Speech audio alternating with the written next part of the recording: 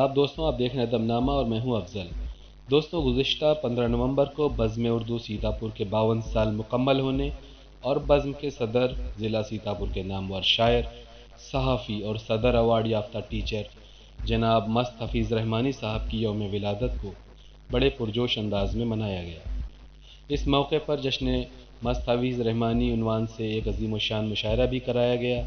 ساتھ ہی بزم نے کئی شاعروں کو اعزازات سے نوازا۔ وہیں جناب مست حفیظ رحمانی صاحب کے 100 شعروں کے مجموعے صد لکیر کا رسم اجرا بھی کیا گیا۔ دوستوں، پیش ہیں اس خاص موقع کی کچھ جھلکیاں اور شعراء کرام کا کلام۔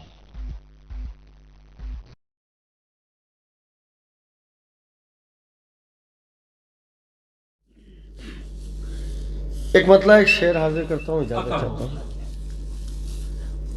عرض کیا ہے کہ یہ مرحلہ چلو آسان کر دیا جائے، یہ مرحلہ چلو آسان کر دیا جائے، اسی کے نام دل و جان کر دیا جائے۔ یہ مرحلہ چلو آسان کر دیا جائے، اسی کے نام دل و جان کر دیا جائے۔ اور میری صفوں میں ابھی اور میر جعفر ہیں، میری شکست کا اعلان کر دیا جائے۔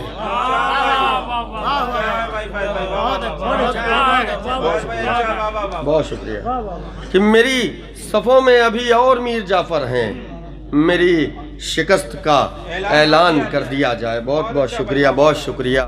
اس کیا ہے کہ ساتھ تیرے جو چل رہا ہوں میں، ساتھ تیرے جو چل رہا ہوں میں، جانے کتنوں کو کھل رہا ہوں میں۔ ساتھ تیرے جو چل رہا ہوں میں، ساتھ تیرے جو چل رہا ہوں میں، جانے کتنوں کو کھل رہا ہوں میں۔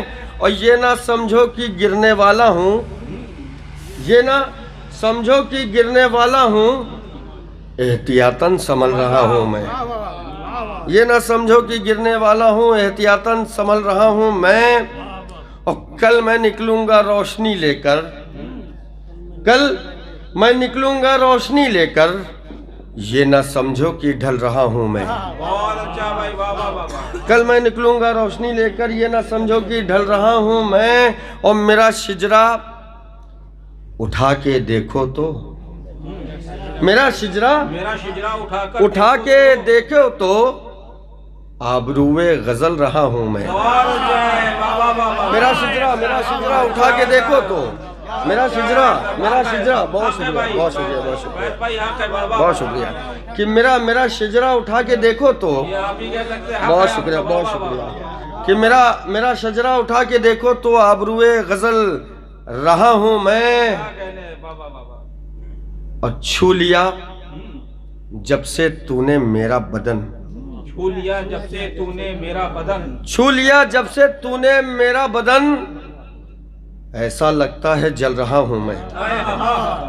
کسے ہم خواب کہتے ہیں، حقیقت کس کو کہتے ہیں؟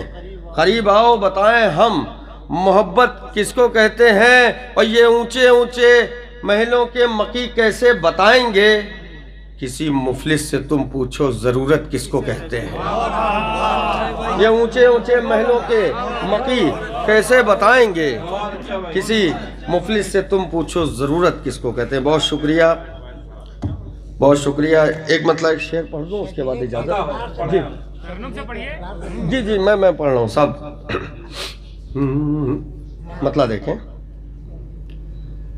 مجھ کو اس کا خیال کرنا پڑا، شرکت کہ مجھ کو